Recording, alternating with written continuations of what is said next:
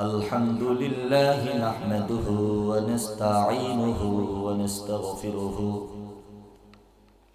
ونعوذ بالله من شرور أنفسنا ومن سيئات أعمالنا من يهده الله فلا مضل له ومن يضلله فلا هادي له ونشهد أن لا إله إلا الله وحده لا شريك له ونشهد أن سيدنا وسندنا وحبيبنا وطبيب قلوب ربنا ومحبوبنا ومرشدنا ومولانا محمدا عبده ورسوله الذي أرسله بالحق بشيرا ونذيرا وداعيا إلى الله بإذنه وسراجا وقمرا منيرا فأعوذ بالله من الشيطان الرجيم بسم الله الرحمن الرحيم يا أيها الذين آمنوا توبوا إلى الله توبة نصوحا عسى ربكم أن يكفر عنكم سيئاتكم ويدخلكم جنات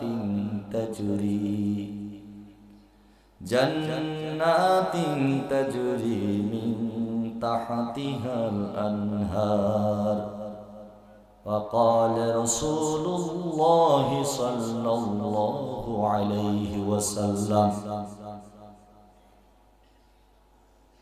كل بني آدم خطاؤون وخير الخطائين التوابون وقال تعالى في شان حبيبه ومحبوبه آمرا ومخبرا إن الله وملائكته يصلون على النبي يا أيها الذين آمنوا صلوا عليه وسلموا تسليما شكرا आवाज दें اللهم صل على محمد وعلى آل محمد كما صليت على إبراهيم وعلى آل إبراهيم إنك حميد مجيد اللهم بارك على محمد وعلى آل محمد كما باركت على إبراهيم وعلى آل إبراهيم إنك حميد مجيد الحمد لله ফুলতলা উত্তরপাড়া জামে মসজিদ ও যুব সমাজের উদ্যোগে আয়োজিত বার্ষিক ইসলামী মহাসম্মেলনের শিরে তাজ সভাপতি স্টেজে উপস্থিত বিধাত উপস্থাপক এবং হযরতে উলামায়ে কিরাম আমার সম্মুখ প্রাণে উপস্থিত রয়েছে আমার পিতৃতুল্য বাবাজানেরা আমার হৃদয়ের স্পন্দন আমার প্রিয় যুবক ভাই ও বন্ধুগণ পর্দার অন্তরালে উপস্থিত রয়েছেন আমার প্রিয় মায়েরা সর্বপ্রথম আমরা আল্লাহ পাক রব্বুল আলামিনের দরবারে আলিশানে লাখ কোটি শুকরিয়া জ্ঞাপন করছি যেই বর্বরতার জামানা যেই জাহেলিয়াতের জামানা যেই মূর্খতার জমানা, পৃথিবীর শেষ জমানা, রাসূল আকরাম সাল্লাল্লাহু আলাইহি ওয়াসাল্লামের আগমনের কিছুদিনের পূর্বে যেই জামানা ছিল, আইয়ুমে জাহিলিয়াতকেও ছাড়িয়ে গিয়েছে প্রায়। যেই জামানায় মানুষেরা পুরুষ পুরুষের সাথে জেনা করে, যেই জামানার মানুষেরা মহিলা মহিলার সাথে জেনা করে, যেই জামানায় মানুষ তার মায়ের পেটের সন্তানকে বিভিন্ন রকম মেডিসিনের মাধ্যমে ধ্বংস করে দেয়, যেই জামানায় মানুষ বিপিএল নামক জোয়া খেলার মধ্যে, বিপিএল নামক সমুদ্রের মধ্যে হাবুডুবু খেয়ে যুবক তার স্ত্রীকে পর্যন্ত তালাক দিয়ে দিচ্ছে, এমন জাহিলিয়াতের জামানায়, বর্বরতের জামানায়, যেই জামানায় আমরা টাকা দিয়ে এনে আমাদের মাথার গামের রক্তের টাকা দিয়ে আমরা বিদেশি নর্তকী এনে বাংলাদেশে নাচাই, এমন জাহিলিয়াতের জামানায় আল্লাহ পাক আমাদেরকে পৃথিবীর মোহের কপালে লাথি মেরে, সমস্ত অপশক্তির কপালে লাথি মেরে আল্লাহ পাক আমাদেরকে জান্নাতের বাগানে আসার বসার তৌফিক দান করেছেন। আল্লাহ পাক আমাদের উপর যত বড় ইহসান করেছেন, করুণা করেছেন, তত বড় করে শরীরের সমস্ত আওয়াজকে কণ্ঠনালীর মধ্যে এনে গভীর রজনীতে আমাদের চোখের ঘুমকে হারাম করে দিয়ে আওয়াজ দিয়ে গুনাহ মাপের আশায়, মাগফিরাত লাভের আশায় আওয়াজ দিয়ে বলছি আলহামদুলিল্লাহ। আমার ভাইরা, আমার বন্ধুরা, রাত অনেক হয়ে গেছে, এখন ওয়াজ করার সময় না, এখন কাদার সময়। কিসের সময়? কিসের সময়? গভীর রজনী, এটা কিসের সময়? কোরআনের কথা শুনে, কোরআনের তাফসীর শুনে যদি আপনাদের চোখের জল আসে, আপনাদের কোনো আপত্তি থাকবে বাবা? কোনো আপত্তি থাকবে? একদিনের ক্রন্দন 60 বছরের জীবনের চাইতে বেশি উত্তম। আওয়াজ দিয়ে বলুন সুবহানাল্লাহ। আপনারা গভীর রজনীতে 2 ফোঁটা চোখের জল ছেড়ে আল্লাহর কাছে তওবা করার নিয়তে কে কে এখনো বসে আছেন আমাকে 2 হাত তুলে দেখান। নারায়ে তাকবীর, নারায়ে তাকবীর। আমার ভাইরা, আমার বন্ধুরা, গভীর রজনীর আলোচনা। আজকে আমাদের আলোচ্য বিষয় তওবা। আলোচ্য বিষয় কি? আর তাওবাতু এই শাব্দিক অর্থ হচ্ছে ফিরে আসা। আর তাওবাতু এর শাব্দিক অর্থ কি? কোন জায়গা থেকে ফিরে আসা? বাথরুম থেকে ঘরে, মসজিদ থেকে বাড়িতে? তাওবা এর পারিভাষিক সংজ্ঞা হচ্ছে পৃথিবীর সমস্ত গুনাহের কপালে ফুটবলের মতো লাথি দিয়ে আল্লাহর ভয়ে আল্লাহর নবী যা এনেছে, মা আতাকুমুর রাসূলু ফাখুযু ওয়া মা নাহাকুম আনহু ফান্তাহু, রাসূল যা এনেছেন আমার পক্ষে হোক আমার বিপক্ষে হোক আমাকে ধরতে হবে। রাসূল যা এনেছে আমার পক্ষে হোক আমার বিপক্ষে হোক তা ছেড়ে দিতে হবে। আমার ভাইরা, আমি আপনাদেরকে সূরা তাহরিমের 8 নম্বর আয়াত তেলাওয়াত করেছি। আল্লাহ পাক এই আয়াতটা তওবা সম্পর্কে নাজিল করেছেন। কি সম্পর্কে? তওবা এর শাব্দিক অর্থ হচ্ছে ফিরে আসা। কোন জায়গা থেকে ফিরে আসা? গুনাহ থেকে আল্লাহর ভয়ে, জাহান্নামের ভয়ে জান্নাতের পথে ফিরে আসা। বলুন কথা ঠিক কিনা? আমার ভাইরা, আমার বন্ধুরা, আল্লাহ পাক রব্বুল আলামিন বলেন, ইয়া আইয়ুহাল্লাযীনা আমানু তুবু ইলাল্লাহি তাওবাতান নাসুহা আসা রাব্বুকুম আন ইউকাফিরা আনকুম সাইয়্যাতিকুম ওয়া ইউদখিলাকুম জান্নাতিন তাজরি মিন তাহতিহাল আনহার। আওয়াজ দিয়ে বলুন সুবহানাল্লাহ। আল্লাহ বলেন, বান্দা কবিরা সগীরা জাহির বাতিল প্রকাশ্য অপ্রকাশ্যে, আধারে আলোতে, দিবাতে নিশিতে, সকালে বিকালে, সন্ধ্যায় রজনীতে কুফরি বেদাতি শিরকি গুনাহ পর্যন্ত করে তুমি ফেলেছো। তোমার জীবনকে তুমি বরবাদ করে দিয়েছো বান্দা। আমি তোমাকে বলবো না আমার রহমান থেকে নৈরাশ হয়ে যাও, বরং আমি বলি আমার দিকে তওবা করো। তুবু ইলাল্লাহি তাওবাতান নাসুহা। যদি কুফরি করে থাকো প্রথমে ঈমান আনতে হবে, ঈমান আনার পরে যদি তওবা করো আমি তোমার জীবনের সব গুনাহ মাফ করে দিব। আওয়াজ দিয়ে বলুন সুবহানাল্লাহ। আসা রাব্বুকুম আইয়ুকাফিরু আনকুম সাইয়্যাতিকুম। আমি তোমাদের সব গুনাহ ক্ষমা করে দিব। যত গুনাহ তুমি করেছো, এমন গুনাহ তুমি করে ফেলেছো, 9 বছরের বাচ্চার সাথে তুমি দর্শন করে ফেলেছো, স্ত্রী তোমাকে ঘৃণা করে, সন্তান তোমাকে ঘৃণা করে, সমাজ তোমাকে ঘৃণা করে, তুমি কোনোদিন মসজিদের ইমাম হতে পারবে না, কোনোদিন মসজিদের সভাপতি হতে পারবে না। আমি আল্লাহ পাক রব্বুল আলামিন তওবা করার কারণে তোমার গুনাহগুলো মাফ করে দিয়ে জান্নাতের আমির বানাই দেব। আওয়াজ দিয়ে বলুন সুবহানাল্লাহ। আমার ভাইরা, আমার বন্ধুরা, দুনিয়ার মাপের একটা সিস্টেম আছে। মানুষ যদি দুনিয়াতে কোনো অপরাধ করে শুধু তাকে মাফ করে দেওয়া হয়, কিন্তু কোনো পুরস্কারের ব্যবস্থা করা হয় না। মানুষ 9 বছরের বাচ্চাটাকে হত্যা করেছে, হত্যার পূর্বে তাকে দর্শন করেছে। রাষ্ট্রপক্ষের আইনজীবী বলে দিল 302 ধারা মোতাবেক তোমাকে ফাঁসির আসামি করা হলো। প্রেসিডেন্টের কাছে আবেদন করা হলো, মাননীয় প্রেসিডেন্ট আপনার কাছে জান ভিক্ষা চাই, একটা সুযোগ দেন।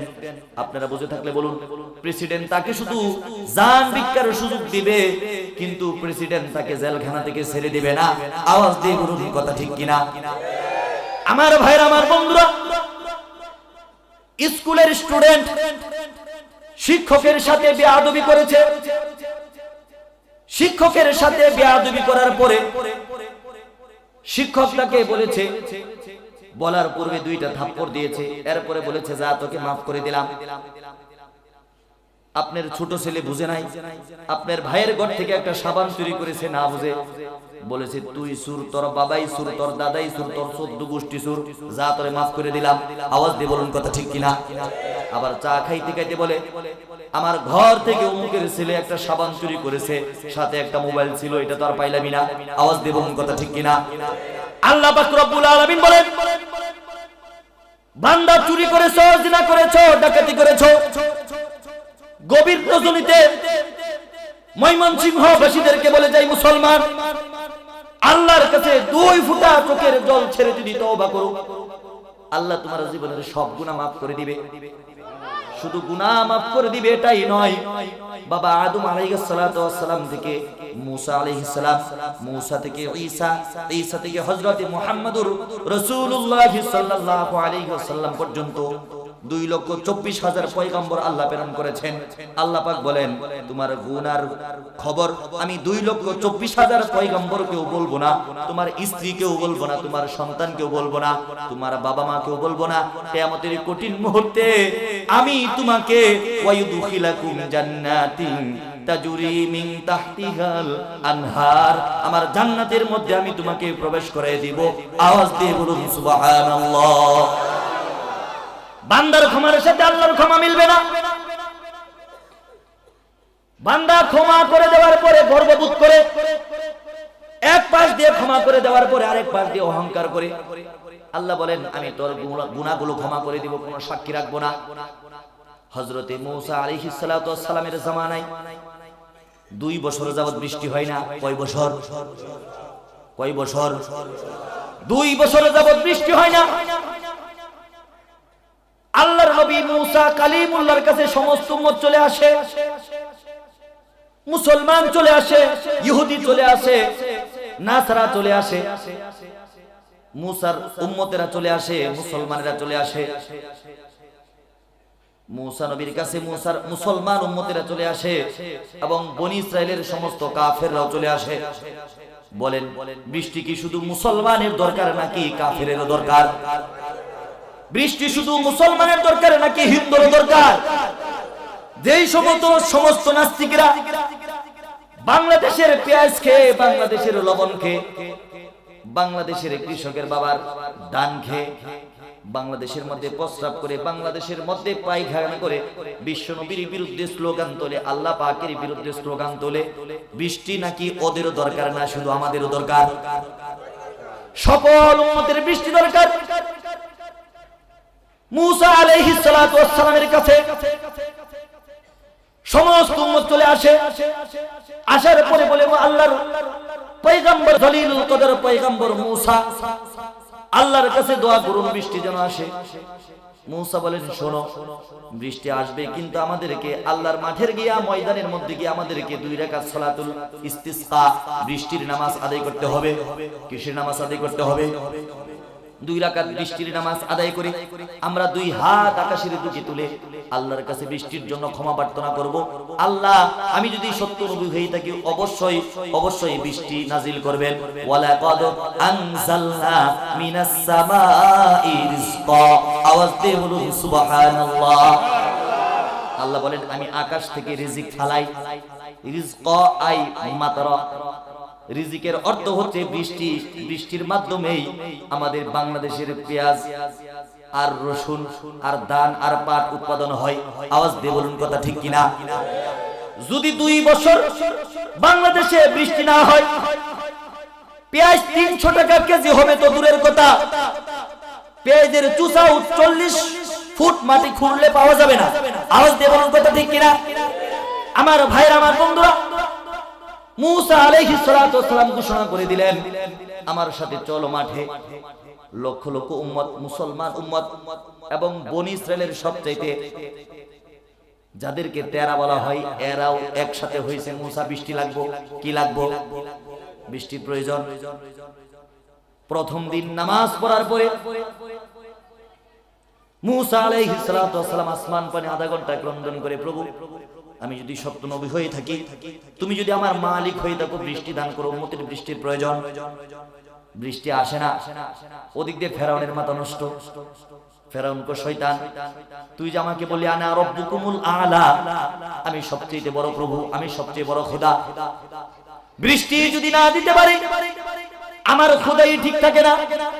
শয়তান বলে ফেরাউন তুই টেনশন করিস না, আমি তোকে খোদা বানাইছি, আমি তোকে বৃষ্টিও দিব। বলেন না নাউজুবিল্লাহ। ফেরাউন ঘোষণা করে দিল তোমরা মূসার কাছ থেকে চলে আসো। মূসা ক্রন্দন করেছে, মূসার আল্লাহ বৃষ্টি দেয় নাই, আমি তো আনা রাব্বুকুমুল আলা, আমি বড় আল্লাহ, আমি তোমাদেরকে বৃষ্টি দেব। বলেন আমাদের দেশের মানুষের অবস্থা কি? যেখানে জিলাপি ওখানেই লাইন। বলেন কথা ঠিক কিনা? আজকে বাংলাদেশের মুসলমান যাকাতের লুঙ্গি আর যাকাতের কম্বল আর যাকাতের কাপড় নেওয়ার জন্য পায়ের নিচে বৃষ্টি হয়ে মানুষ মরে। আওয়াজ দিয়ে বলুন কথা ঠিক কিনা? গত কয়েক বছর আগে চট্টগ্রামের মধ্যে আমরা দেখেছি লিল্লাহের দাওয়াত খাওয়ার জন্য মুসলমান পায়ের নিচে পিষ্ট হয়ে প্রায় 10 জনের মতো ইন্তেকাল করেছে। আওয়াজ দিয়ে বলুন কথা ঠিক কিনা?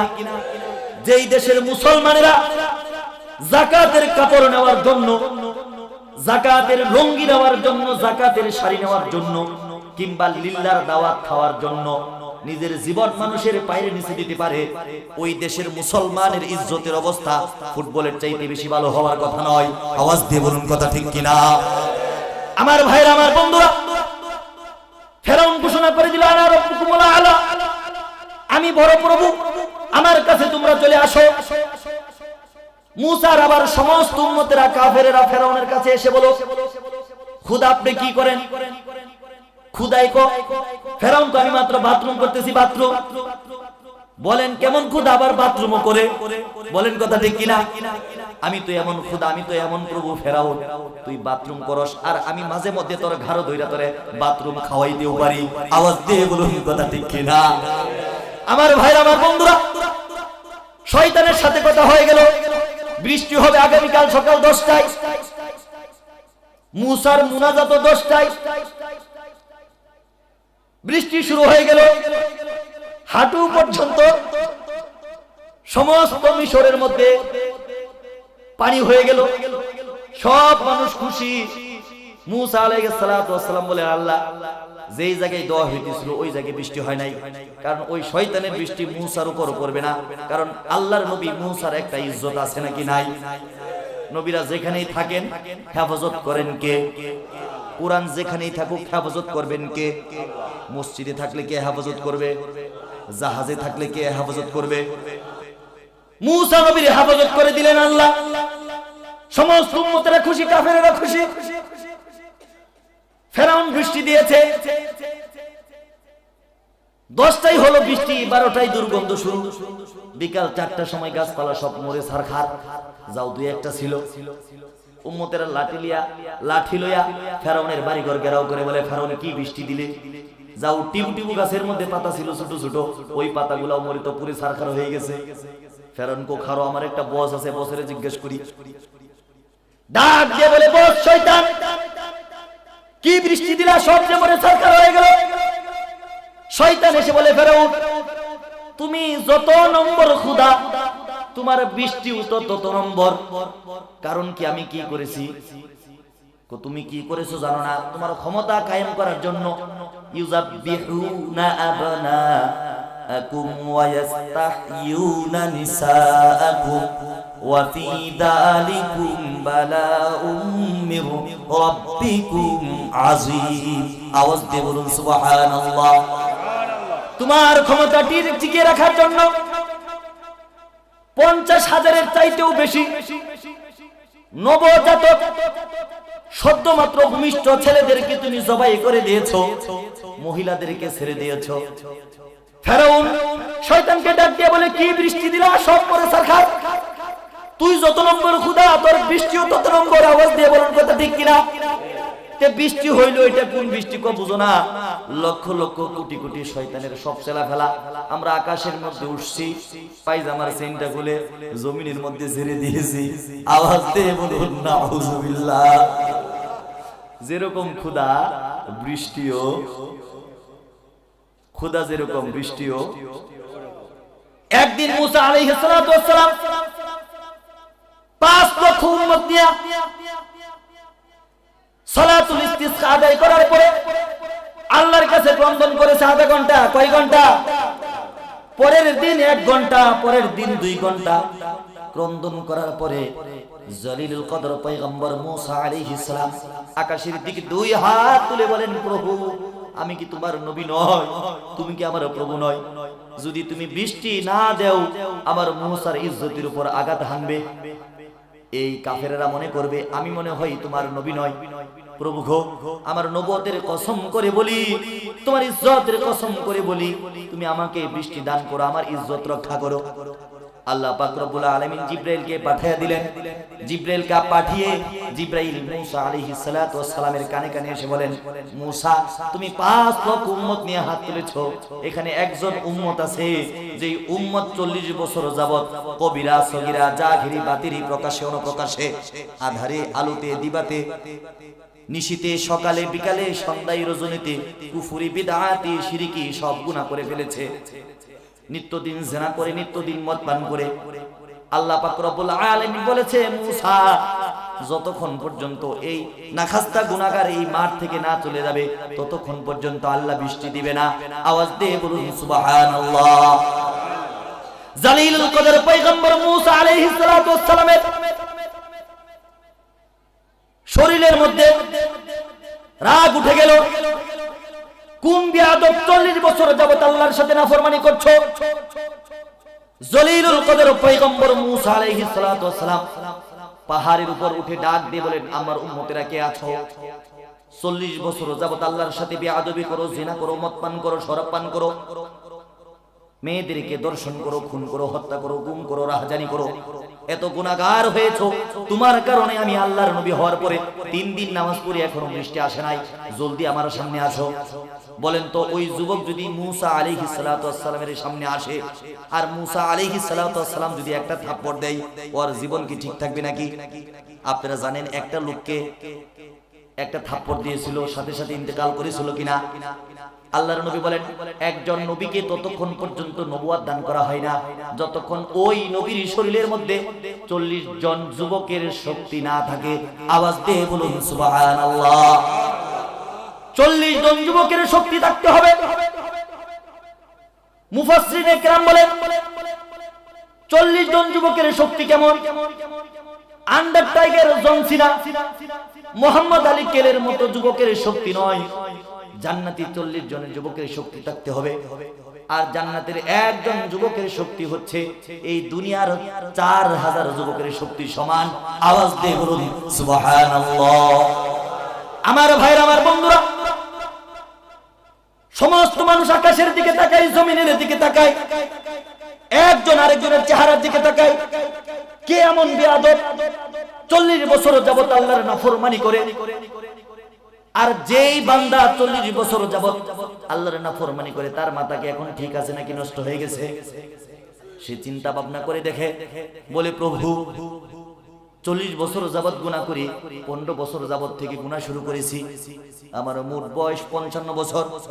এখন জলিলুল কদর পয়গম্বর মুসা আলাইহিস সালাতু ওয়াস সালাম যদি সাক্ষী হয়ে যায়, 5 লক্ষ উম্মত যদি সাক্ষী হয়ে যায়, আমি বাজারে যেতে পারবো না, আমি শহরে যেতে পারবো না, আমি মার্কেট করতে পারবো না, আমি স্ত্রীদের কাছে যেতে পারবো না, আমি সন্তানদের কাছে যেতে পারবো না, সামাজিকভাবে আমাকে কোনো মূল্যায়ন করা হবে না, আমার জীবন থাকার চাইতে না থাকাই ভালো। আওয়াজ দিয়ে বলুন কথা ঠিক কিনা? এখন ওই যুবক আকাশের দিকে তাকিয়ে তাকিয়ে ক্রন্দন করে, 2 হাত আকাশের দিকে তাকানো তোলা সম্ভব নয়। যদি 2 হাত আকাশের দিকে তোলা হয়, যুবকের ইজ্জত নষ্ট হবে, মানুষ বুঝবে এটাই গুনাহগার।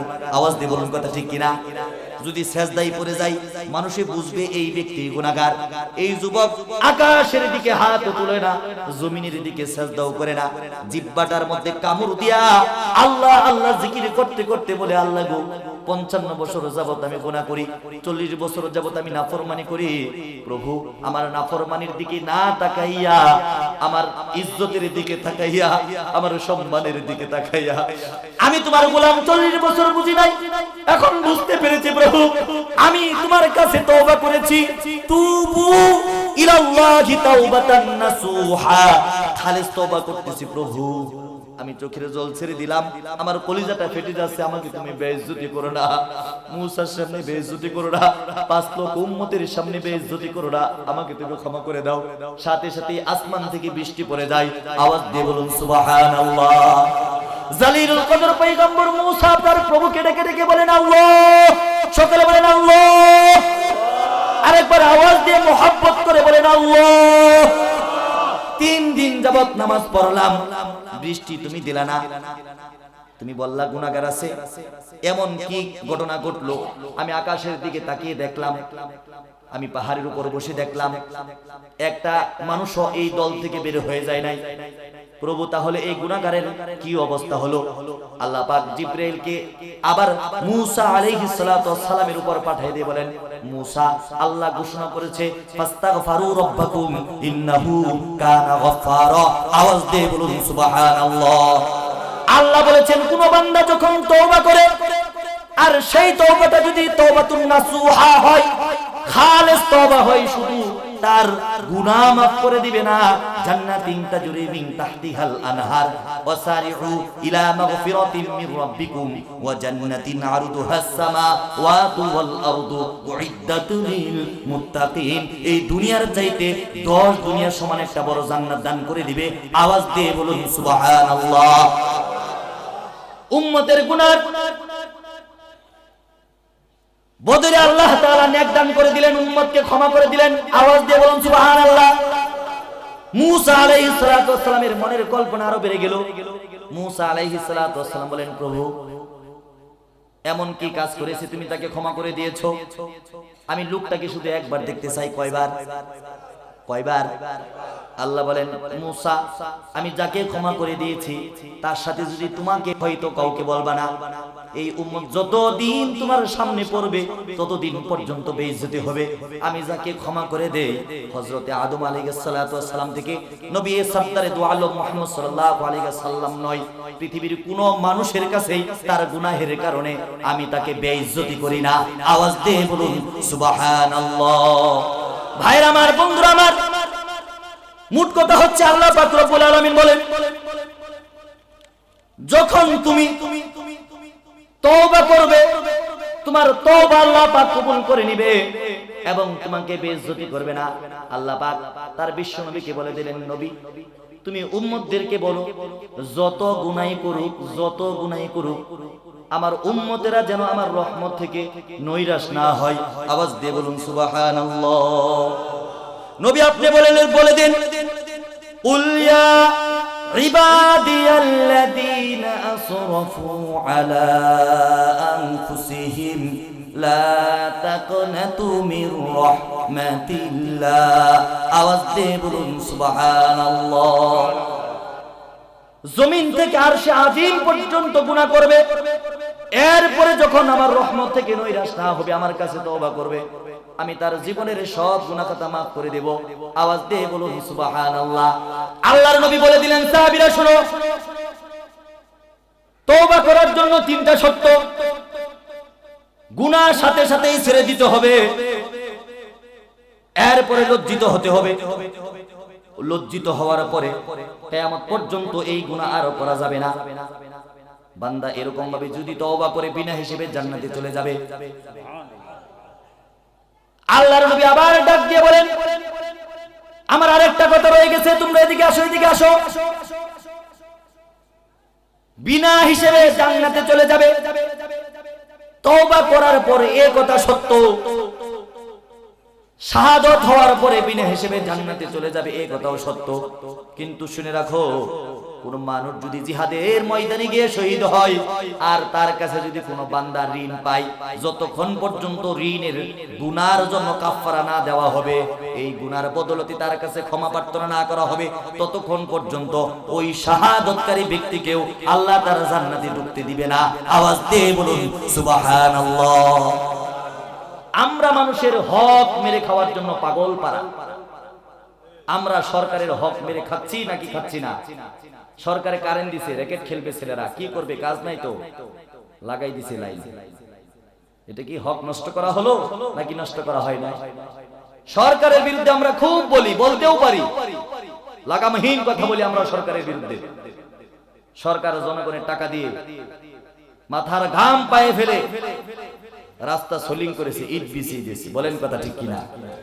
সকালবেলা দেখা যায় ইট যা বিছাইছিল একটাও নাই, সব দিয়ে আরেক ভাইয়ের মাটির ঘর বাইঙ্গা বিল্ডিং দিছে। আওয়াজ দিয়ে বলেন কথা ঠিক কিনা?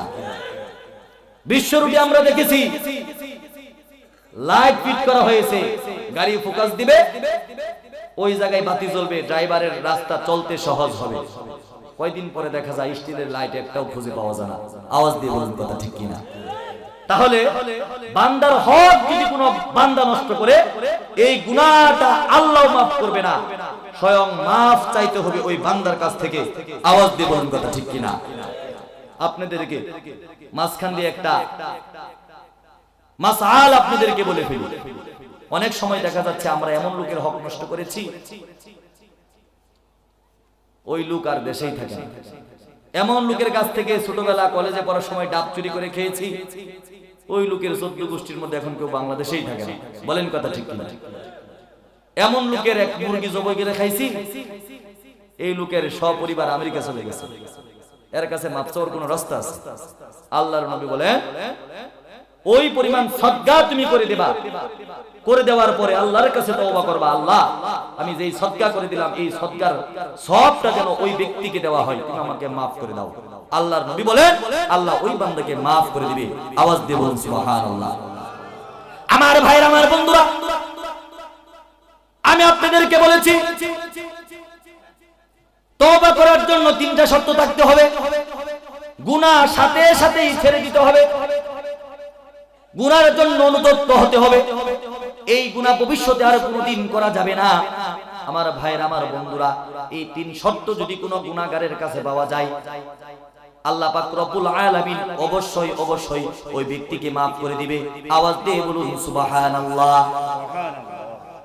আল্লাহর নবী সাল্লাল্লাহু আলাইহি ওয়াসাল্লামের জামানায় একজন ব্যক্তি রাস্তায় দাঁড়িয়ে দাঁড়িয়ে ক্রন্দন করে, এমন ভাবে ক্রন্দন শুরু করে দিয়েছে, রাস্তা দিয়ে কোনো মানুষ চলতে পারে না। ওই ব্যক্তির কান্নার আওয়াজের কারণে যুবক এত বেশি ক্রন্দন করে, এত বেশি ক্রন্দন করে, 3 দিন যাবত হয়ে গেল মানুষ ঘুমাইতে পারে না।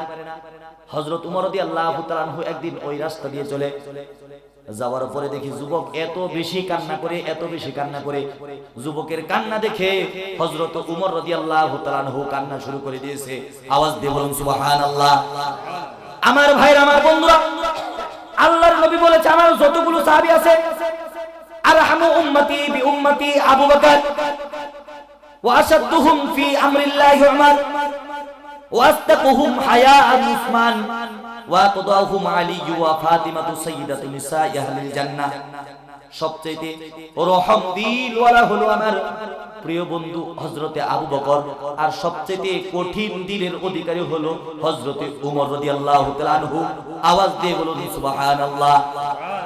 একজন কঠিন প্রকৃতির লোক, যেই ব্যক্তি ইসলাম গ্রহণের পূর্বে উন্মুক্ত তলোয়ার নিয়ে বিশ্বনবীর গর্দানটাকে দ্বিখণ্ডিত করে দেওয়ার জন্য পাগল করা হয়েছিল, যুবকের কান্না দেখে উমর রাদিয়াল্লাহু তাআলা আনহুর মতো কঠিন দিলওয়ালা মানুষ ক্রন্দন শুরু করেছে। উমর রাদিয়াল্লাহু তাআলা আনহু কেমন কঠিন দিলওয়ালা ছিল একটু শোনো। যুদ্ধের ময়দানে মুসলমানেরা কিছু কাফেরদেরকে বন্দী করেছে, এক একজন এক এক রকম ফয়সালা দিচ্ছে, তাদেরকে মাফ করে দেওয়া হোক। আবু বকর বলে মুক্তিপণের বিনিময়ে তাদেরকে মাফ করে দেওয়া হোক। কেউ কেউ বলে তাদেরকে গোলাম বানিয়ে তারা মানুষদের কাছে টিচার হিসেবে কাজ করুক। কেউ কেউ বলে তাদেরকে মুক্তি করা হোক। কেউ কেউ বলে তাদেরকে জেলখানার মধ্যে ঢুকিয়ে রাখা হোক। হযরত উমর বলে আল্লাহর নবী, আমার একটা মত আছে। কেমন কঠিন দিলওয়ালা মানুষ উনি, বলতেছে আমার একটা অভিমত। আজকে যুদ্ধের ময়দানে যে সমস্ত কাফেররা আমাদের হাতে বন্দী হয়েছে, আমি উমর চাই ওই সমস্ত কাফেরদের আত্মীয় আমাদের সাথে আত্মীয়তা আছে নাকি নাই, তারাও কুরাইশ বংশের, আমরাও কুরাইশ বংশের। আমি উমর চাইতেছি আল্লাহর নবী, যেই সমস্ত কাফেররা যুদ্ধের ময়দানে মুসলমানের হাতে বন্দী হয়েছে, আমরা চাই ওই সমস্ত কাফেরদেরকে, যার যার আত্মীয় আছে মুসলমান, নিজের আত্মীয়কে নিজে জবাই করে দিবে। আওয়াজ দিয়ে বলুন না সুবহানাল্লাহ। উমর রাদিয়াল্লাহু তাআলা আনহু কত কঠিন দিলওয়ালা মানুষ, বলতেছে আমার আত্মীয়কে আমি জবাই করব, তোমার আত্মীয়কে তুমি জবাই করবা। আওয়াজ দিয়ে বলুন সুবহানাল্লাহ। যুবকের ক্রন্দন দেখে উমর কাঁদে। হযরত উমর বলেন, যুবক তুমি কেন কাঁদো, কেন কাঁদো? কোন গুনাহ কোন অপরাধ তোমাকে কাঁদায় আমাকে বলো। যুবক বলেন, উমর আমি এমন একটা অপরাধ করেছি, তুমি শুনলে আমাকে ঘৃণা করবা, তোমার নবী শুনলে আমাকে ঘৃণা করবে, তোমার প্রভু শুনলে আমাকে ঘৃণা করবে। ওমর আমি এমন গুনাহ করেছি যে গুনার বিভ্রান্ত আমি তোমাকে বলতে পারবো না। যুবক এত বেশি কাঁদে, এত বেশি কাঁদে। যুবকের কান্না দেখে উমর কাঁদে আর মুস্কি মুস্কি হাসে। উমর বলে, যুবক তুমি জানো না আল্লাহর কাছে 2 ফোঁটা চোখের জলের দাম শাহাদাতের রক্তের চাইতে বেশি দামি। আওয়াজ দিয়ে বলুন সুবহানাল্লাহ। এই 2 ফোঁটা চোখের জল কোন 2 ফোঁটা চোখের জল? জাহান্নামের ভয়ে তাহাজ্জুদের নামাজের সময় মানুষকে সাক্ষী না রেখে গুনাহ থেকে মুক্তি লাভের আশায় সেজদার মধ্যে গিয়ে ক্রন্দন করে বলে, প্রভু গভীর রজনী হয়ে গেছে, পশু পাখি ঘুমিয়ে গেছে, স্ত্রী সন্তান ঘুমিয়ে গেছে। প্রভু আমি এক যুবতীর সাথে জিনা করেছিলাম, এক ভাইয়ের হক নষ্ট করেছিলাম, একজনকে থাপ্পড় দিয়েছিলাম।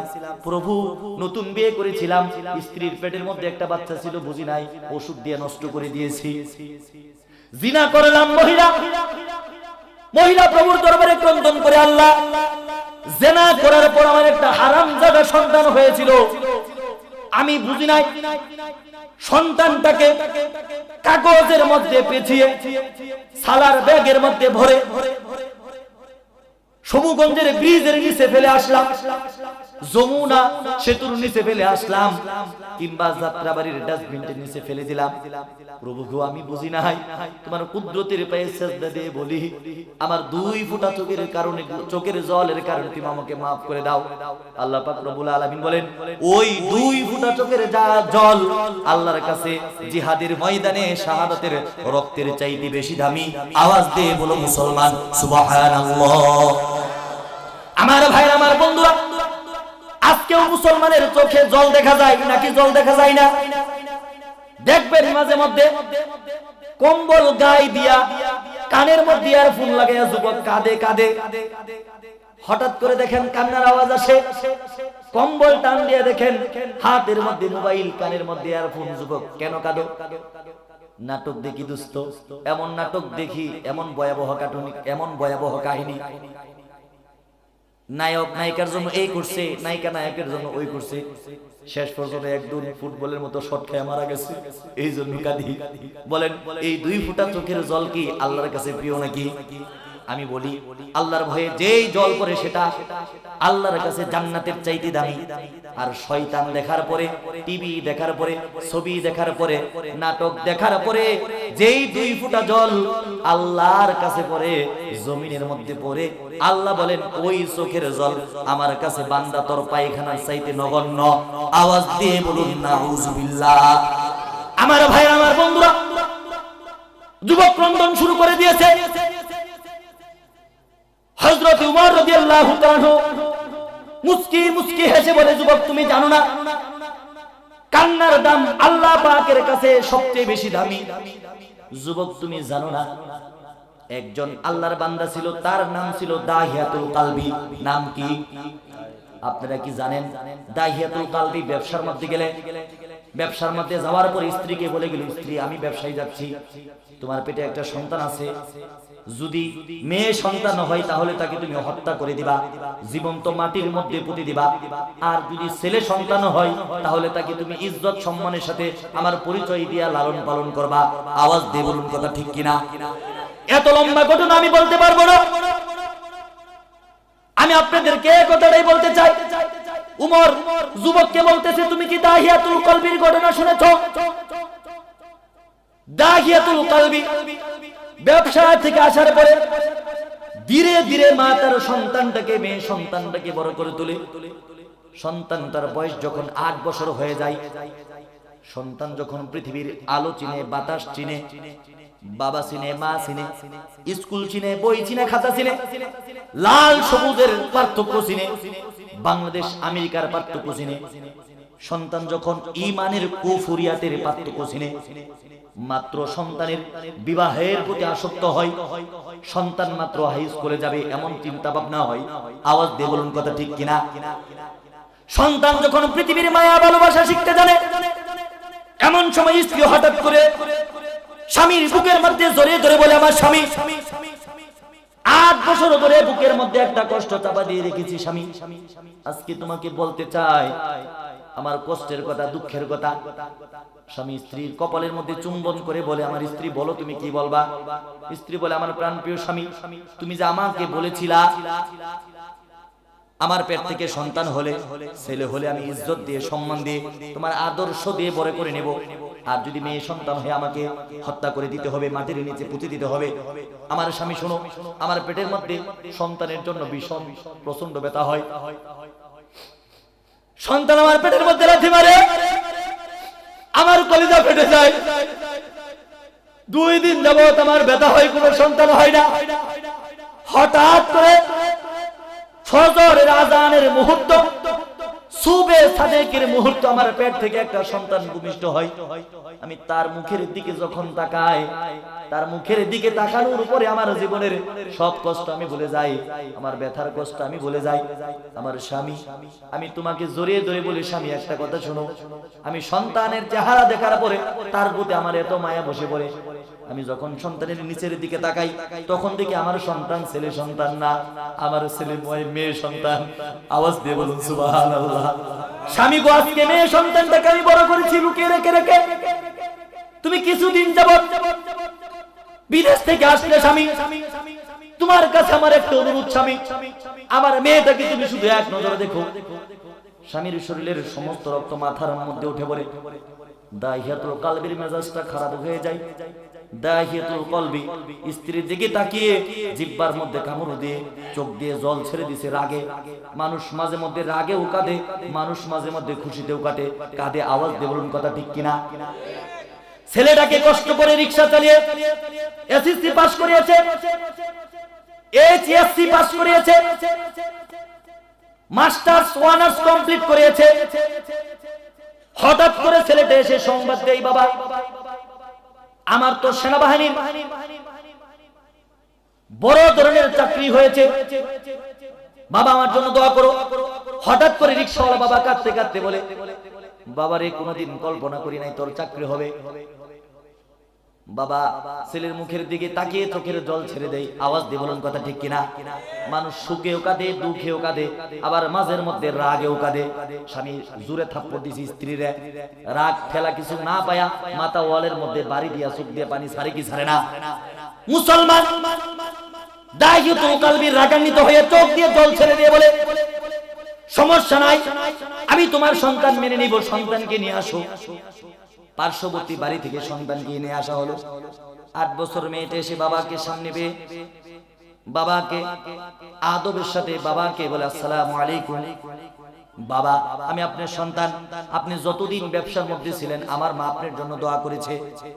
আমি প্রত্যেক দিন আপনার জন্য আল্লাহর কাছে, প্রভুর কাছে, আমার মালিকের কাছে চোখের জল ছেড়ে দোয়া করেছি। প্রভু গো, আমি বলেছি তোমার কাছে যেন আমার বাবা ভালো থাকে। আওয়াজ দিয়ে বলুন সুবহানাল্লাহ। পৃথিবীতে স্বাভাবিকভাবে মেয়ের সাথে বাবার সম্পর্ক থাকে বেশি। আওয়াজ দিয়ে বলুন কথা ঠিক কিনা? একটা মাত্র মেয়ে কিংবা একটা বাবার 5টা মেয়ে, একটা ছেলে। দেখা যায় সন্ধ্যাবেলা বাবা যখন রিকশা চালিয়ে কিংবা রাজমিস্ত্রির কাজ করে ঘরে আসে, বাবা দোকানের সামনে দাঁড়িয়ে দাঁড়িয়ে চিন্তা করে, যদি কিছু বাড়িতে না নিতে পারি ছেলে তো কিছু বলবে না, কিন্তু ছোট মেয়েটা তো আমার কানে ধরবে। আওয়াজ দিয়ে বলুন কথা ঠিক কিনা? বাবা আমাদেরকে কত বেশি ভালোবাসে। বাবা রাজমিস্ত্রি, বাবা দোকানের সামনে বসে বসে চিন্তা করে, আমার পকেটে টাকা নাই, দোকানের কাছে আগের অনেক বাকি টাকা আছে, যদি এখন বাকি চাই যদি না দেই। আওয়াজ দিয়ে বলুন কথা ঠিক কিনা? বাবা দোকানের সামনে 10 মিনিট দাঁড়িয়ে হঠাৎ করে দোকানিকে বলে ফেললো, দোকানি কাজ করেছি রাজমিস্ত্রি, কন্ট্রাক্টর 1 টাকাও দেয় নাই, দিবা নাকি একটা বিস্কিট বাকি? দোকানি বলে, নেও একটা বিস্কিট বাকি। বাবা গভীর নিঃশ্বাস ছেড়ে সন্তানের ভয় থেকে যেন মুক্তি পায় সুন্দর বিস্কিটটা নিয়ে পকেটের মধ্যে রাখে, লুঙ্গির কুসের মধ্যে রাখে। ছেলে বাবাকে দেখে আস্তে করে মাথাটা নিচা করে ঘর থেকে বের হইয়া গরুর গলির মধ্যে পলাইছে। আওয়াজ দিয়ে বলুন কথা ঠিক কিনা? কারণ বাবা জিজ্ঞেস করবো, সারাদিন কি করছস? গরুরে খের দিছস? গরুরে পানি দিছস? না, খের দেই নাই, পানি দেই নাই। কি করছস? ফুটবল খেলতে গেছিলাম। আওয়াজ দিয়ে বলুন কথা ঠিক কিনা? বিপিএল খেলা দেখতে গেছিলাম। আওয়াজ দিয়ে বলুন কথা ঠিক কিনা? যেই বাংলার জমিনে 90% মুসলমান থাকার পরে কোটি কোটি টাকা বিপিএল এর পাশে ব্যয় করে ওই জমিনে পেঁয়াজের দাম 300 টাকা কেজি হবে তো দূরের কথা, আল্লাহর গজব করে ওই জমিনের মধ্যে পেঁয়াজের দাম 1200 টাকা কেজিও হতে পারে। আওয়াজ দিয়ে বলুন কথা ঠিক কিনা? আমরা মনে করি তামিম সাকিব 4 ছক্কা দিয়ে বাংলাদেশের ইজ্জত গোটা পৃথিবীর মানচিত্রে বুলন্দ করে দিয়েছে, বাড়িয়ে দিয়েছে। আমি বলি 4 ছক্কার বিনিময়ে গোটা পৃথিবীর মানচিত্র বাংলাদেশের প্রমাণ হয় নাই, বরঞ্চ গোটা পৃথিবীর কাছে ফুলবাড়িয়ার নাজমুস সাকিব কুরআন তেলাওয়াতের মাধ্যমে, বিশ্বজয় হাফেজের মাধ্যমে গোটা পৃথিবীর কাছে বাংলাদেশকে মুসলমান হিসেবে 1 নম্বর রাষ্ট্র হিসেবে প্রমাণ করতে সব সাহস দেখিয়েছে। আওয়াজ দিয়ে বলুন কথা ঠিক কিনা? আমার ভাইরা, আমার বন্ধুরা, আমার মুসলমানেরা শুনে রাখো, দাহিয়াতুল কলবি মগজের মধ্যে আস্তে আস্তে দুশ্মনী চেপে গেল। বলতেছিলাম বাবাদের সাথে মেয়েদের সম্পর্ক একটু ভালোই হয়, বলেন কথা ঠিক কিনা? বাবা চলে আসছে, বাবার বয়স ছেলে গোয়ালঘরের মধ্যে পলাইছে, কিন্তু মেয়ে দুইটা আইসা একটা পাঞ্জা দিয়ে দর্শে পিছন দিয়া, আরেকটা কপালের মধ্যে উইঠা, গাড়ির মধ্যে উইঠা, মাথার মধ্যে চুমু দিয়া, কো আমার বিস্কুট কই? বাবা মুস্কি মুস্কি হেসে হাতের মধ্যে দেয়, বলে মা নেও তোমার বিস্কিট। বাচ্চা এবার অর্ধেকটা খাইছে, ব্যাগটা খাইছে, পুরাটাই খাইছে। পুরাটা খাওয়ার পরে একটু ভেঙে বাবার হাতে দিছে। বাবা বলে, একটু দিলি না তো আগামী দিনের বাজেট করে নিলি। আওয়াজ দিয়ে বলুন সুবহানাল্লাহ। আমার ভাইরা, আমার বন্ধুরা, দাহিয়াতুল কলবির অন্তরটা এমন ছিল না, মেয়েকে দেখে তার ভালো লাগে নাই। মেয়েকে দেখার সাথে সাথে মাথার সমস্ত রক্ত, পায়ের সমস্ত রক্ত মাথার মধ্যে উঠে গেল। পরের দিন হঠাৎ করে তার স্ত্রীকে বলে, স্ত্রী মেয়েকে দেখে আমার খুব ভালো লেগেছে, মেয়েকে নানির বাড়িতে নিয়ে যাব, চলো মেয়েকে নিয়ে যাব, আমার মেয়েকে সাজিয়ে দেও। মেয়েকে সুন্দর করে সাজানো হলো, মা খুশি, নানির বাড়িতে বেড়াতে নিয়ে যাবে। অর্ধেক রাস্তা যাওয়ার পরে ওই বাবা আরেকটা বাড়ি থেকে একটা কুদাল নিয়েছে, গভীর জঙ্গলে চলে গেছে, মরুভূমির মধ্যে চলে গিয়া বলে তুমি একটু বসো, আমি একটু এখানে গর্ত করব। বাবা গর্ত দিয়া কি করবা? এখানে আমি একটা কাজ করব। বাবা গর্ত খোদা শুরু করলো। 1 গজ গর্ত খোদার পরে মেয়েটা তার জামার আঁচল দিয়া বাবার কপাল মুছে দেয়। নিষ্ঠুর বাবা, এতে তার প্রাণ ভরে না। গর্ত খুঁড়তে খুঁড়তে যখন কোমর পর্যন্ত হয়ে গেছে, দাহিয়াতুল কালবি ক্লান্ত হয়ে গেছে, মেয়েটাকে বাবাটাকে বলে বাবা তুমি উঠে আসো, আমি একটু খুলে দেই। দাহিয়াতুল কালবি গর্ত খুঁড়তে খুঁড়তে তার গর্দান পর্যন্ত হয়ে গেছে, সে অনেক ক্লান্ত হয়ে গেছে, 2-3 বার বিশ্রাম নিয়েছে। মেয়েটা বলে বাবা আমাকে একটু সুযোগ দাও, আমি গর্তের মধ্যে নামি। মেয়েটা লাফ দিয়ে গর্তের মধ্যে নামে, লাফ দিয়ে গর্তের মধ্যে নামার পরে বলে আমার কাছে কুদাল দাও। এখন মেয়েটা আস্তে আস্তে, ছোট বাচ্চা, মাত্র 8 বছরের কুচি একটা মেয়ে, যে মাত্র পৃথিবীর আলো বাতাস সম্পর্কে জ্ঞান ধারণ করে, এই মেয়েটা কুদাল দিয়ে অল্প একটু মাটি তুলে আবার বাবার কাছে কুদাল তুলে দেয়। নিষ্ঠুর দাহিয়াতুল কালবি গর্তটা যখন তার পর্যাপ্ত পরিমাণ হয়ে গেল, আস্তে আস্তে উপর থেকে মাটি ভালো শুরু করলো। মেয়ে বলে বাবা এত কষ্ট করে গর্ত খুঁজলাম, 2-3 বার আমি তোমাকে, 2-3 বার আমি তোমাকে তোমার মাথাটা মুছে দিলাম, তোমার কপালটা মুছে দিলাম বাবা।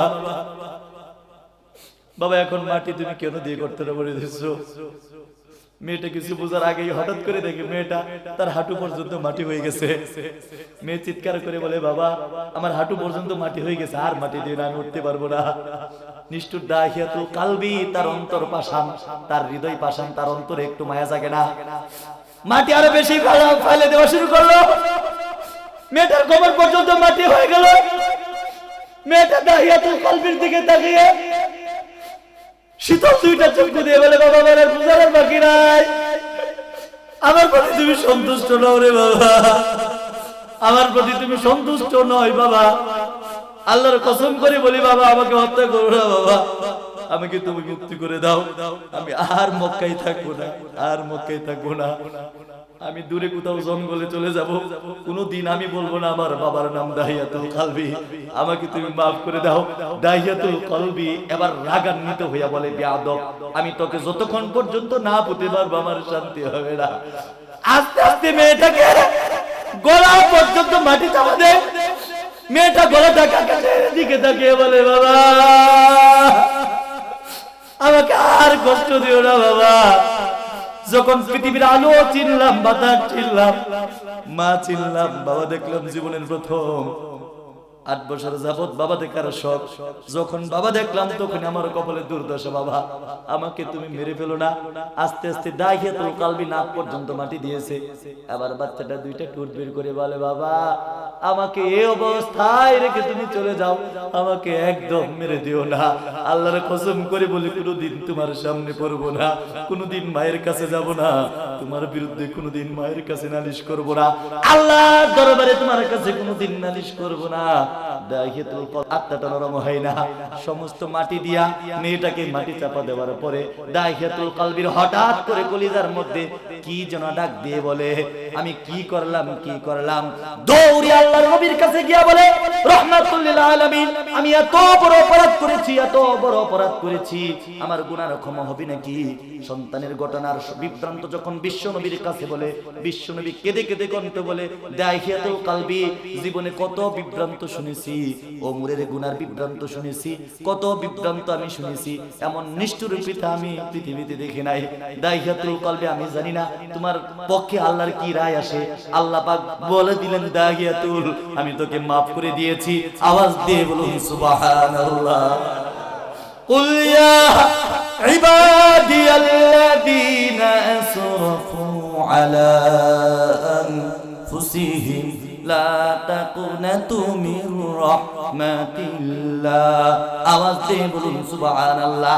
বিশ্ব নবী ঘোষণা করে দিলেন আত্তাইবু মিন যামবি কামাল্লা যামবালাহু দাহিয়াতুল। আমি ঘোষণা করে দিলাম একজন মানুষ যখন তুবু ইলাল্লাহি তাওবাতান নাসুহা, আল্লাহর কাছে খাঁটি তওবা করে, আল্লাহর কাছে ওই ব্যক্তির দাম এমন হয়ে যায়, এমন নিষ্পাপ হয়ে যায়। মাত্র একটা সন্তান তার মায়ের পেট থেকে ভূমিষ্ঠ হলো, এই সন্তান যতটুকু বেশি নিষ্পাপ, আল্লাহর কাছে একজন তওবাকারীর ব্যক্তির দাম এরকম নিষ্পাপ। আওয়াজ দিয়ে বলুন সুবহানাল্লাহ। আল্লাহর নবীর কাছে 23 বছরের জিন্দেগিতে 40,000 বার জিবরাইল আলাইহিস সালাম বিশ্ব নবীর কাছে ওহী নিয়ে আসছে।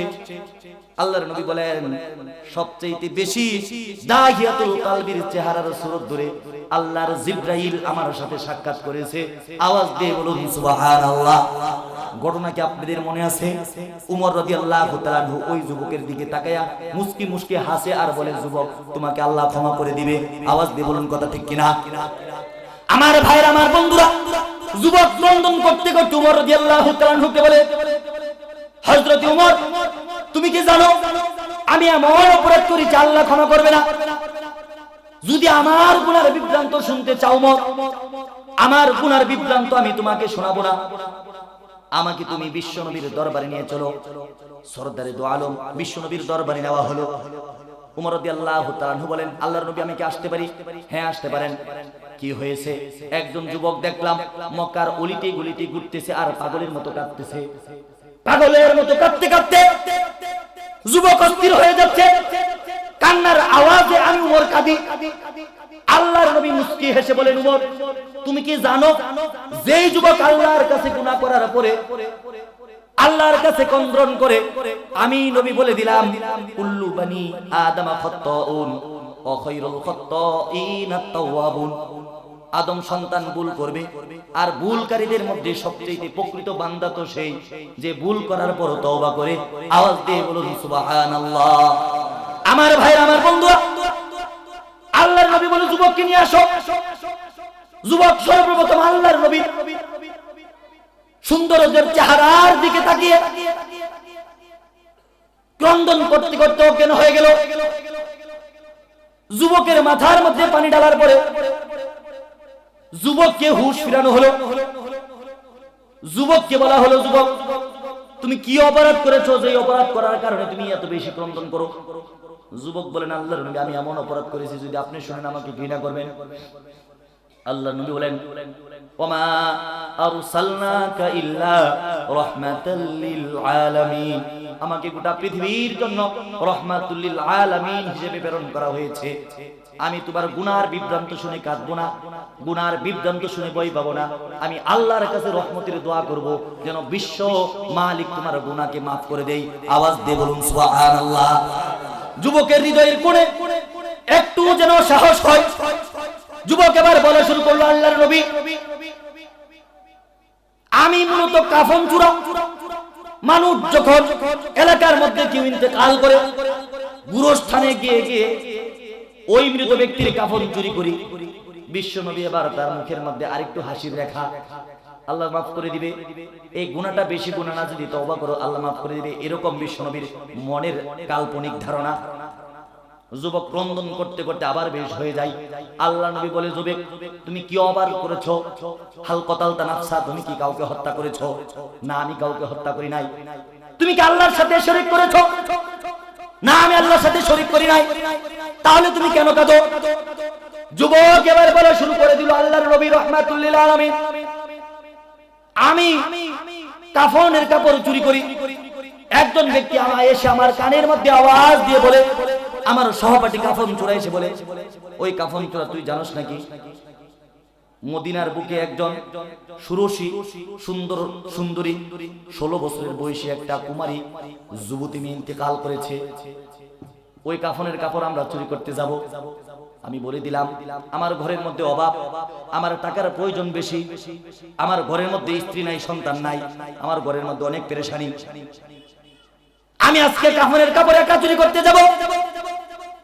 আল্লাহর নবী আমি কাফনের কাপড় চুরি করার জন্য ওই গুরুস্থানের ভিতরে প্রবেশ করে ফেলি।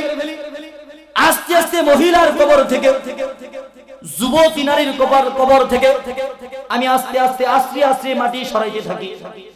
যখন মাটি সরিয়ে বাঁশ দেখা পাই, আমি কাঁচা বাঁশের ছাউনিটা বেদ করে ফেলি। আস্তে করে আমি দুই হাত কবরের দুই পাশ দিয়ে গুরুস্থানের ভিতরে, কবরের ভিতরে প্রবেশ করে ফেলি, ঢুকে পড়ি।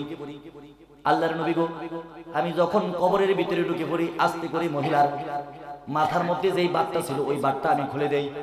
পায়ের মধ্যে একটা রশি ছিল, ওটাও আমি খুলে ফেলি। আল্লাহর নবী রাহমাতুল লিল আলামিন, আপনি শুনুন, মাথার বাত আমি খুলে নিলাম, পায়ের বাত আমি খুলে নিলাম, আস্তে আস্তে লম্বা চাদরটা আমি তার শরীর থেকে খুলে নিলাম, অতঃপর ছোট চাদরটাও আমি খুলে নিলাম, অতঃপর মাথার কাপড়টাও আমি খুলে নিলাম।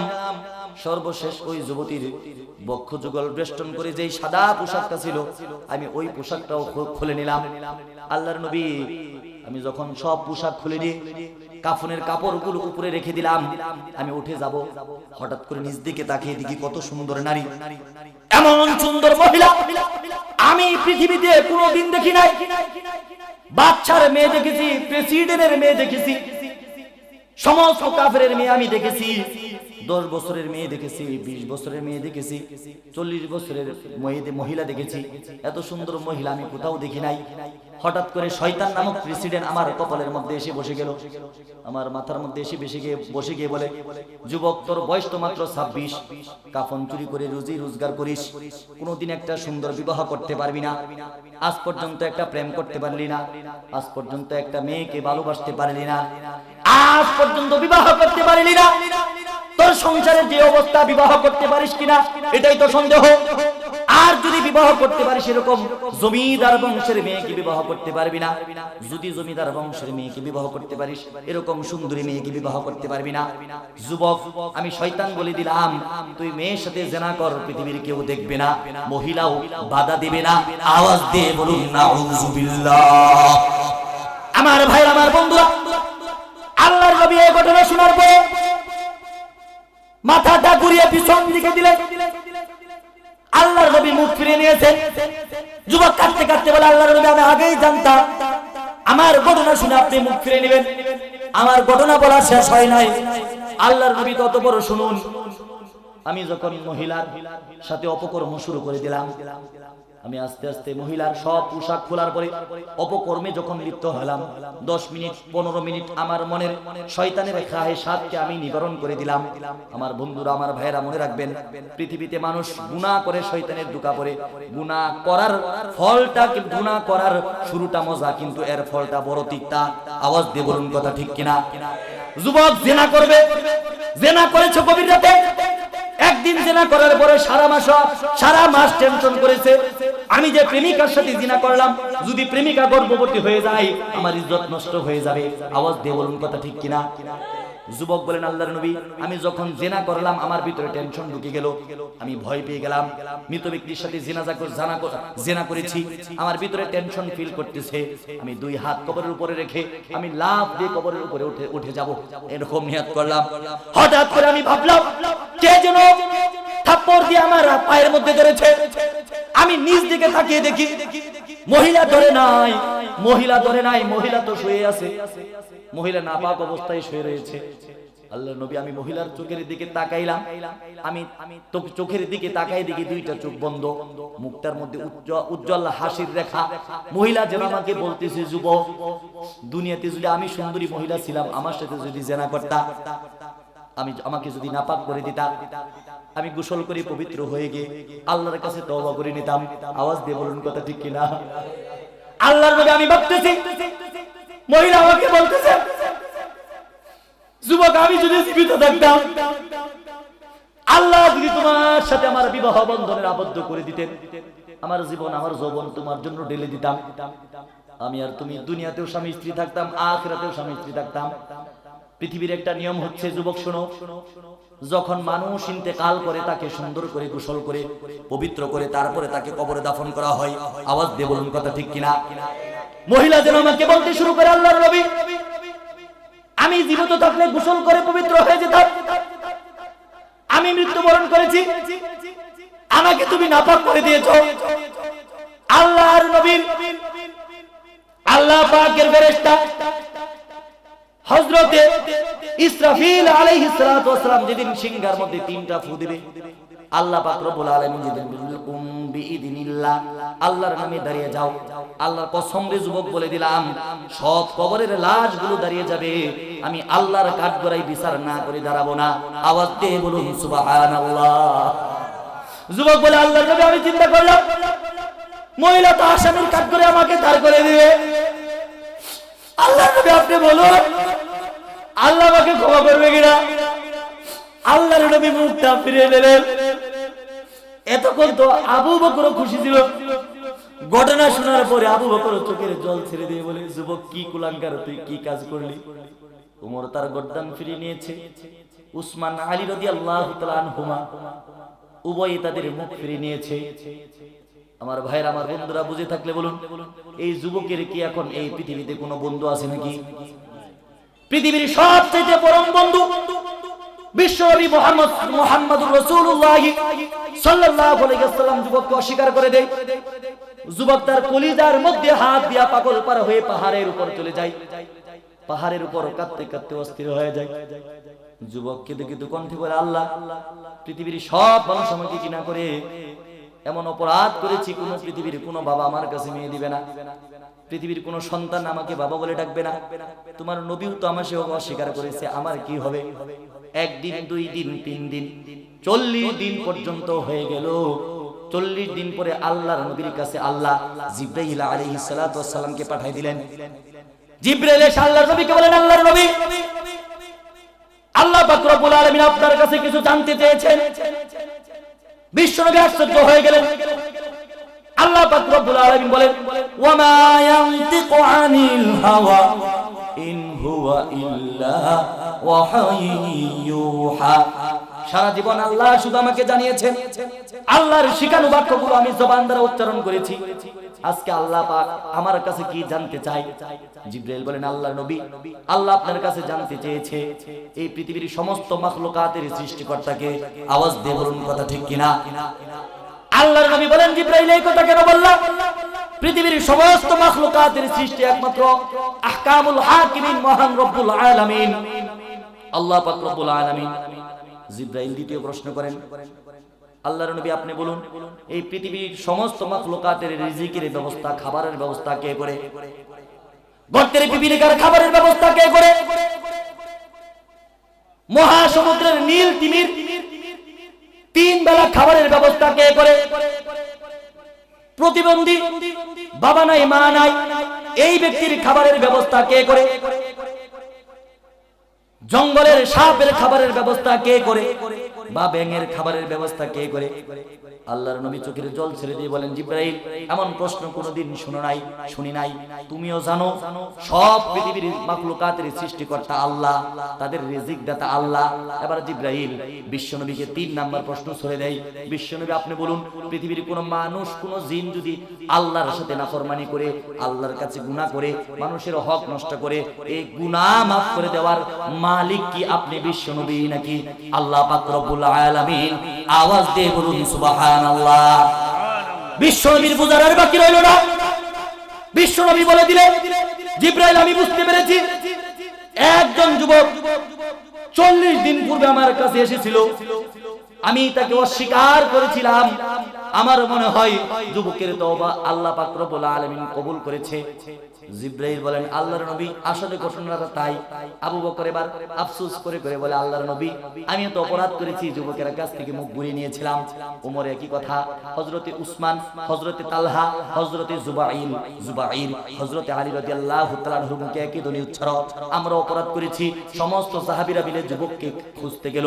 যুবক আল্লাহর কাছে তওবা করে 2টা পা পাহাড়ের উপরে দিয়ে, 2টা পা মাথাটা নিচ দিকে দিয়ে যুবক কাঁদতে কাঁদতে আল্লাহর কাছে বলেন, আল্লাহ 40 দিন যাবত তোমার কাছে তওবা করি, আল্লাহর নবী আমাকে অস্বীকার করেছে, আবু বকর আমাকে অস্বীকার করেছে, ওমর আমাকে অস্বীকার করেছে, তালহা আমাকে অস্বীকার করেছে, জুবাইর আমাকে অস্বীকার করেছে, আলী রাদিয়াল্লাহু তাআলা আনহু আজমাইন আমাকে অস্বীকার করেছে। আল্লাহ তুমি maaf না করলে আমি আর এই পৃথিবীতে বেঁচে থাকতে চাই না। আল্লাহ রাব্বুল আলামিনের কাছে, আল্লাহ পাক রব্বুল আলামিন বিশ্বনবীর কাছে আয়াত আয়াত নাযিলের মাধ্যমে যা দিলেন, ফাস্তাগফারু রাব্বাকুম ইন্নাহু কানা গফফারা। আওয়াজ দিয়ে বলুন সুবহানাল্লাহ, আওয়াজ দিয়ে বলুন সুবহানাল্লাহ। আমার ভাইরা, আমার বন্ধুরা, এতক্ষণ আলোচনার মাধ্যমে আপনারা বুঝতে পেরেছেন, শুনতে পেরেছেন, কোন মানুষ যদি খাসভাবে আল্লাহর কাছে তওবা করে, আল্লাহ পাক রব্বুল আলামিন ওই ব্যক্তির জিনার গুনাহ, হত্যার গুনাহ, মায়ের পেটের সন্তানকে বিনষ্ট করার গুনাহ, পুরুষে পুরুষে জিনা করার গুনাহ, মহিলা মহিলা জিনা করার গুনাহ, সব গুনাহ maaf করে দিবেন কে? আল্লাহ সব গুনাহ maaf করে দিবেন। কাদের কপালে তওবা হবে, কাদের কপালে তওবা হবে না মুসলমান শুনো। আল্লাহ পাক রব্বুল আলামিন সূরা নিসার 17 নম্বর আয়াতে আল্লাহ বলেন, ইন্নামাত তাওবাতু আলাল্লাহি লিল্লাযিনা ইয়া'মালুনাস সুআ বিজাহালাতিন সুম্মা ইয়াতুবুনা মিন করিবিন ফাউলাইকা ইয়াতুবুল্লাহু আলাইহিম ওয়া কানাল্লাহু আলিমান হাকীমা। আওয়াজ দিয়ে বলুন সুবহানাল্লাহ। আল্লাহ পাক দয়ার নবী, মায়ের নবী, প্যারে নবী, মাহবুবে নবী, সরদার নবী, আকায়ে নামদার, তাজদারে মদিনা মুহাম্মদুর রাসূলুল্লাহ সাল্লাল্লাহু আলাইহি ওয়াসাল্লামকে ডেকে ডেকে বলেন, আল্লাহর নবী শুনেন, ইন্নামাত তাওবাতু আলাল্লাহি লিল্লাযিনা ইয়া'মালুনাস সুআ, আমি তাদের তওবাকে কবুল করে নেব যারা মূর্খতার কারণে, অজ্ঞতার কারণে, জাহিলিয়াতের কারণে, স্কুলে পড়ালেখার কারণে, মাদ্রাসার শিক্ষায় শিক্ষিত না হওয়ার কারণে ভুল করে গুনাহ করে। কিভাবে গুনাহ করে? যারা ভুল করে গুনাহ করে তাদের গুনাহ আমি maaf করে দিব। আল্লাহ বলেন কাদের গুনাহ maaf করব? লিল্লাযিনা ইয়া'মালুনাস সুআ, যারা ভুল বশত গুনাহ করে, বিজাহালাতিন, মূর্খতার কারণে, সুম্মা ইয়াতুবুনা মিন করিবিন, গুনাহ করার পরেই ওই যুবকের মতো টেনশন ঢুকে পড়ে, ওই মূসা আলাইহিস সালাতু ওয়াস সালামের উম্মতের মতো টেনশন ঢুকে পড়ে। আওয়াজ দিয়ে বলুন কথা ঠিক কিনা? সাথে সাথেই গুনাহ ছেড়ে দেয়, সাথে সাথেই লজ্জিত হয়ে যায়, সাথে সাথেই তাহাজ্জুদের নামাজ পড়ে সাজদার মধ্যে গিয়ে আল্লাহর কাছে ক্রন্দন করে। আল্লাহ বলেন সুম্মা ইয়াতুবুনা মিন করিবিন, যারা অচিরেই গুনাহর জন্য তওবা করে, ফাউলাইকা ইয়াতুবুল্লাহু আলাইহিম, আমি আল্লাহ পাক রব্বুল আলামিন তাদের তওবাকে কবুল করে নেব। আওয়াজ দিয়ে বলুন সুবহানাল্লাহ। ওয়া কানাল্লাহু আলিমান হাকীমা।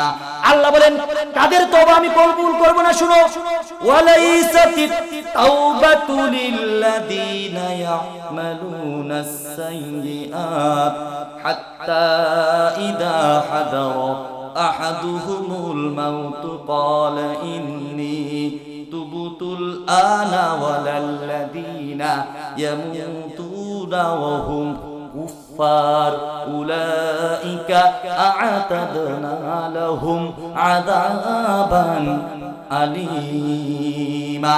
ওয়ালাইসা ফিত তাওবাতু লিল্লাযিনা ইয়া'মালুনাস সাইয়্যাত, যারা তাদের গুনাহের মিশনকে সচল রাখে, গুনাহের চাকার মধ্যে প্রতিনিয়ত তেল দেয়, এক সিগারেটের প্যাক শেষ হতেই আরেকটা শুরু করে দেয়, একদিন তাস খেলার পরে আরেকদিনের চিন্তা করে, একদিন নামাজ ছেড়ে দেওয়ার পরে আরেকদিন ছাড়ার নিয়ত করে।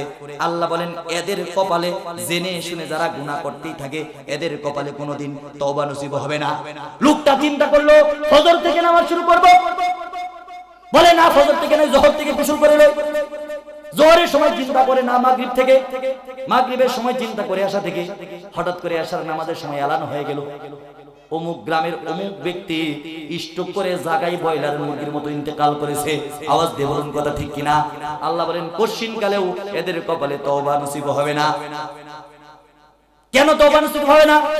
হাত্তা ইদা হাদরা আহাদুহুমুল মাউত, কারণ হচ্ছে ইদা হাদরা আহাদুহুমুল মাউত, এরা মৃত্যু পর্যন্ত অপেক্ষা করে। ক্বালা ইন্নী তুবতুল আনা ওয়ালাল্লাযিনা ইয়ামুতুনা ওয়া হুম কুফার, আর যখন মৃত্যু এসে উপস্থিত হয়ে যায়, আজরাইল যখন এসে কপালের মধ্যে লাথি মারে, আজরাইল এসে যখন লজ্জাস্থানের মধ্যে লাথি মারে, লজ্জাস্থানগুলো যখন পেটের মধ্যে উপরের দিকে উঠে যায়, শরীরের অঙ্গ প্রত্যঙ্গগুলো যখন পেটের ভিতরে ঢোকা শুরু করে দেয়, লজ্জাস্থানটা যখন পুরুষাঙ্গটা যখন মানুষের পেটের ভিতরে ঢুকে যায়, যখন গলার মধ্যে মৃত্যুর যন্ত্রণা শুরু হয়ে যায়, আল্লাহ পাক রব্বুল আলামিন বলেন ওই মৃত্যুর মুহূর্তে যারা তওবা করে, ওই ফেরাউনের মতো আমি বলেছিলাম ফেরাউনকে আল্লাহ পসরা পায়খানা গু খাওয়াইছিলেন নীল নদে। আওয়াজ দিয়ে বলুন কথা ঠিক কিনা? মৃত্যুর যন্ত্রণা শুরু হওয়া পর্যন্ত যারা অপেক্ষা করে তাদের কপালে তওবা কবুল হবে না। আল্লাহ বলেন ইন্নী তুবতুল আনা ওয়ালাল্লাযিনা ইয়ামুতুনা ওয়া হুম কুফার। আর যারা কুফরি করে, আল্লাহর বিরুদ্ধে স্লোগান তোলে, আল্লাহকে যারা পছন্দ করে না, যারা মূর্তিকে পছন্দ করে, যারা নাস্তিক পানাকে পছন্দ করে, তাদের কপালে আমি আল্লাহ পাক তওবা দিব না। উলাইকা আ'তাদনা লাহুম আযাবান আলিমা, বরঞ্চ তাদের জন্য রয়েছে জাহান্নামের কঠিন আযাব। আওয়াজ দিয়ে বলুন সুবহানাল্লাহ। আমার ভাইরা, আমার বন্ধুরা, এবার আমার শেষ প্রশ্ন আমি আপনাদেরকে বুঝাতে চাই। তওবা করার সংজ্ঞা দিয়েছি, তওবার শর্ত দিয়েছি, কিভাবে তওবা করতে হবে এটাও আমি আপনাদেরকে বলেছি। তাহাজ্জুদের 2 রাকাত নামাজ পড়ে কুদরতের পায়ে সিজদা করে পৃথিবীর সব মানুষ যখন ঘুমিয়ে যাবে, আপনার চোখের জল ছেড়ে দিবেন, আল্লাহর কসম আল্লাহ আপনার গুনাহ maaf করে দিবে। আল্লাহ পাক বলেন শুনো তওবা করলে কি বা, সূরা তাওবার 111 নম্বর আয়াতে আল্লাহ বলেন ইন্নাল্লাহা আশতারা মিনাল মুমিনিনা আনফুসাহুম ওয়া আমওয়ালাহুম বিআন্না লাহুমুল জান্নাহ। আওয়াজ দিয়ে বলুন সুবহানাল্লাহ। মুসলমান, তোমার সম্পদের বিনিময়ে, তোমার জীবনের বিনিময়ে, তওবার বিনিময়ে আমি আল্লাহ আমার জান্নাতটা তোমাদের কাছে বিক্রি করে দিলাম। আওয়াজ দিয়ে বলুন সুবহানাল্লাহ। আওয়াজ দিয়ে বলুন সুবহানাল্লাহ।